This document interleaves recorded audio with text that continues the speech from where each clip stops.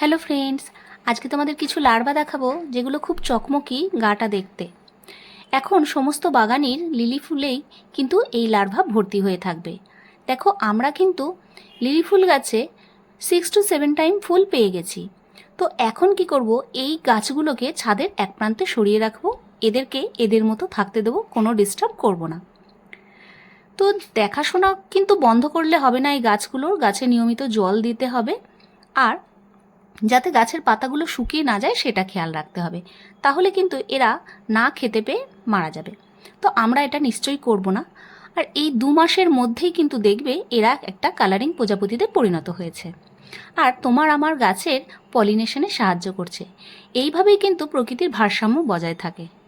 তো ভিডিওটা তোমাদের কেমন লাগলো জানিও, আর তোমাদের কার কার বাগানে এই লার্ভা আছে সেটাও জানিও।